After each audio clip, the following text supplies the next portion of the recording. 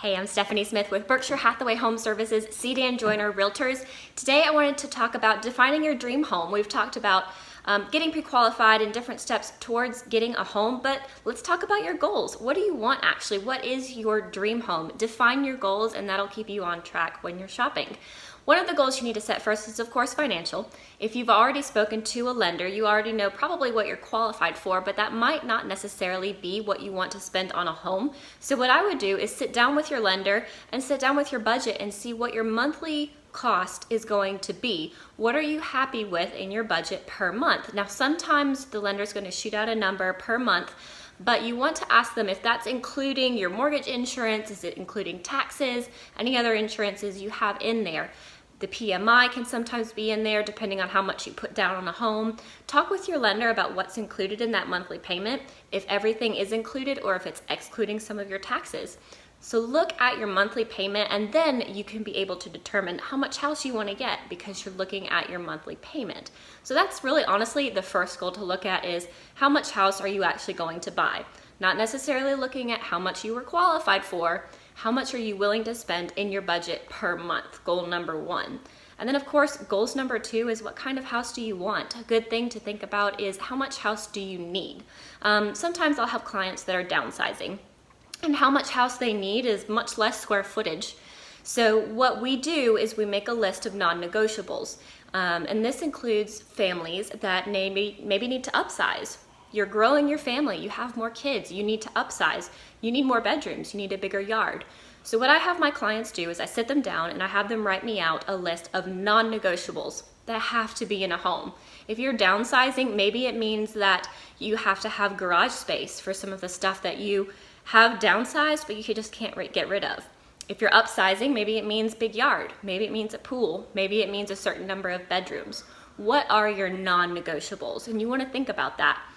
Next list you want to make is your list of negotiables. What would be nice, but not necessarily necessary? So make that list of things that you want, things that would be a dream home kind of thing. And then you can bring those two lists together, present them to your realtor, talk about them. Sometimes you do have to adjust the lists.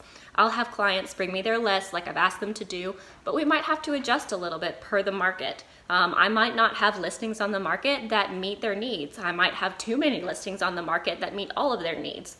But having those two lists side by side helps keep us in focus and on track. So those lists are going to help a lot. Non-negotiables, negotiables. Caveat to that. Sometimes there is HGTV expectation with the non-negotiables. You walk into a home and there's wallpaper in a room. And then you freak out because you're like, wallpaper is such a pain to take down. Well, yes and no. If it's a perfect house, buy the house. We can fix the wallpaper. I've had a lot of times where we've walked into a home and a certain piece of furniture won't fit. Well, I understand that sometimes furniture is special to us. If it's your grandmother's armoire or something like that, there might be creative solutions and options to that. So while you have your lists, what I'm trying to get across is be open to thinking outside the box. You might have creative solutions outside of your lists. The lists are there to keep you on track because sometimes it can get overwhelming shopping for a home.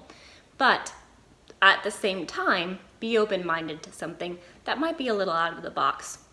Another thing I wanted to talk about is the unicorn. People will come to me with their lists, with their expectations, with their dream home, and I just have to simply say, well, I appreciate all of this, but unicorns sometimes don't exist. We would like them to, but there is never going to be anything perfect.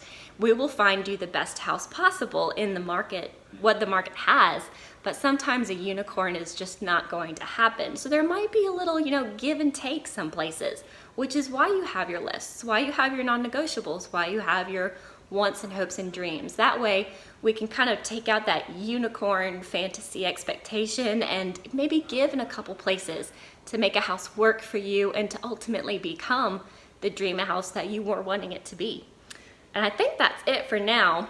Stick closely to the lists. It keeps you focused, keeps you on track, but also helps you be maybe a little more creative. You can give and take a couple areas. Thanks again for watching another one of my videos. I do appreciate it. I would appreciate your subscription. This home, again, was shot in one of Dodds Associates listed homes. I have a full description and the link below in the comments. Be sure to check it out and other homes like it. If you have any questions about this home, about homes in the area, about your own dream list, and if our market supports what you're looking for, has what you're looking for, we can talk about it and see what we've got on the market to offer you. Feel free to call me, reach out to me. Thanks again for watching. Please press the subscribe button and I'll see you in the next video.